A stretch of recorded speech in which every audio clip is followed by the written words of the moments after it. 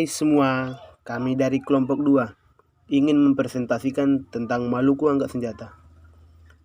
Awal mula Maluku Angkat Senjata dimulai saat masuknya Portugis di Maluku pada tahun 1521 di wilayah Ternate. Menurut sejarah Indonesia, masuknya Islam hingga kolonialisme, terjadi pertemuan antara bangsa Spanyol dan bangsa Portugis hingga melahirkan perjanjian Saragossa dan Spanyol keluar dari Maluku.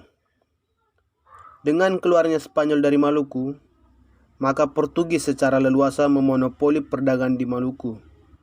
Keserakahan dan ketamakan Portugis membuat rakyat Maluku angkat senjata.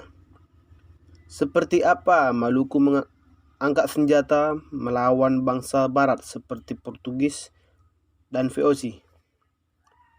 Kedatangan bangsa Belanda ke Maluku disambut dengan tangan terbuka.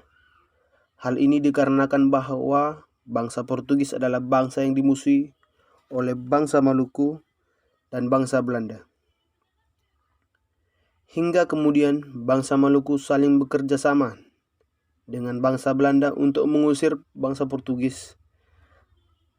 Setelah Portugis meninggalkan Maluku pada tahun 1613, VOC merebut benteng Portugis yang disebut dengan Benteng Victoria, hingga kemudian mendirikan benteng baru yang dinamakan Benteng Orange.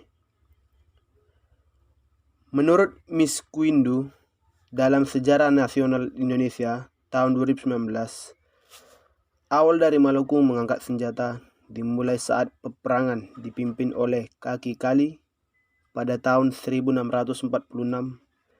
Namun, perlawanan ini cepat dipadamkan oleh VOC.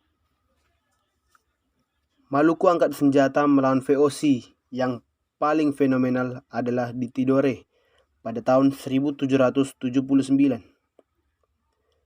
Perlawanan ini dipimpin oleh Sultan Nuku setelah tertangkapnya Sultan Jamaluddin. Sultan Nuku melakukan strategi politik divide et impera, sama dengan taktik yang dilakukan bangsa barat untuk melawan Belanda.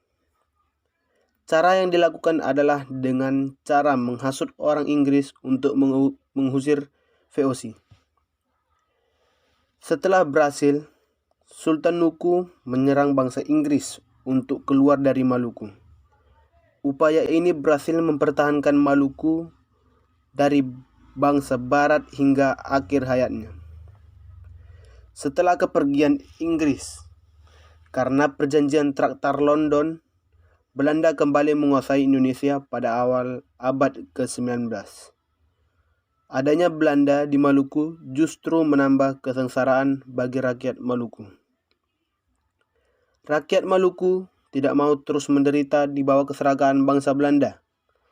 Oleh karena itu, perlu mengadakan perlawanan untuk menentang kebijakan Belanda di bawah pimpinan Komando Thomas Matulesi atau biasa disebut dengan Kapitan Patimura. Kapitan Patimura mengawali peperangan dengan menyerang pos-pos dan benteng Belanda di Saparua pada 16 Mei 1817. Penyerangan tersebut membuahkan hasil. Kapitan Patimura berhasil merebut benteng Duurstede. Belanda dengan kekuatan lebih 200 prajurit di bawah pimpinan Mayor Betjes menyerang Patimura dan pasukannya di Saparua. Untuk perebutan kembali benteng Duurstede dan Saparua dapat digagalkan oleh Patimura dan pasukannya.